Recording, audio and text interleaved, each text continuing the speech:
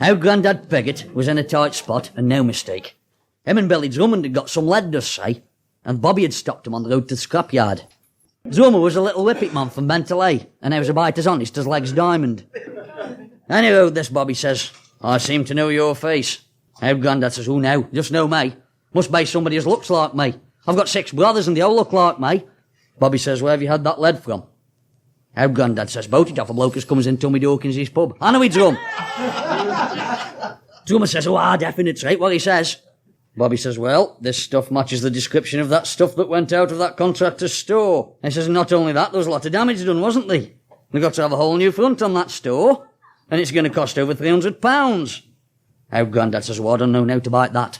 Like I say, why bought this off a bloke as comes in Tommy Dawkins' pub. Dinner with Drum. Drummer says, definite. Bobby says, you've got nothing to worry about then, have you? I says, I tell you what, we'll just wagon it down to the station to clear things up, eh? And just get it checked out, then you can take it to the scrapyard. But I was talking to him, son. Billy Drummond could run, and I did just go up that road. Bobby stood no chance of catching him, and I knowed it. But I might have been able to catch Owd Grandad Piggott. I'd gone down entry Owd Grandad had, and Bobby went hell for leather after him. Well, Bobby lost a few vital seconds at the bottom of the entry, deciding which road Owd Tup had gone. And that was always Owd Grandad needed. I shot down these backs, round the corner, and into what looked like a school.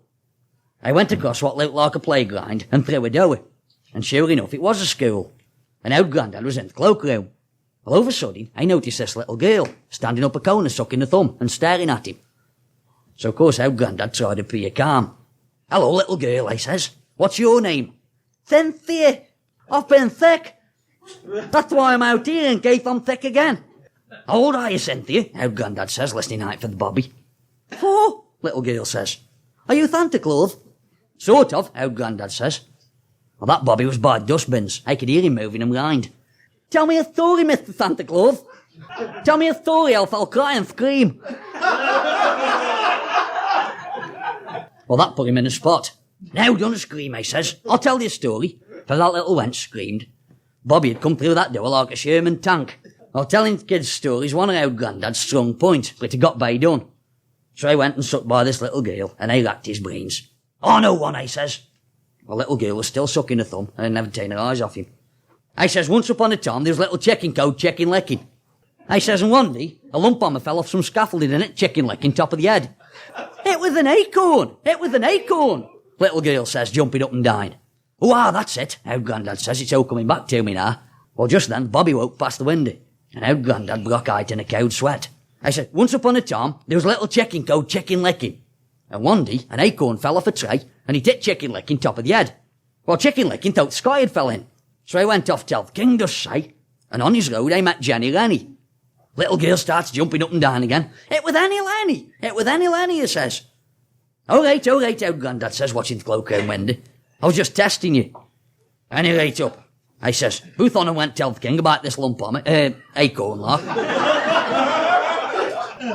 Who did they meet? Little girl says.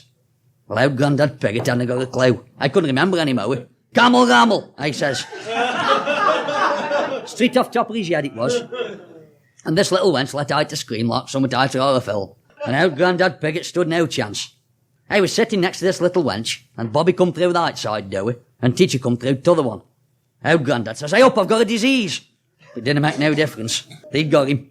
Hand on its shoulder, but not for long. Next second, Owd Grandad Piggott was through the classroom, out through the door, and off down the road. And all his Bobby and teacher had got was a dirty old coat hanging with shoulders. When they got outside, they wanted a sign on him. All there was a rubber skid mark where I'd turned the corner. I lay low for a few days after that, Owd Grandad did. I don't know about Chicken Licken. I was a bit like Brock Badger for the next week. I only come out at night.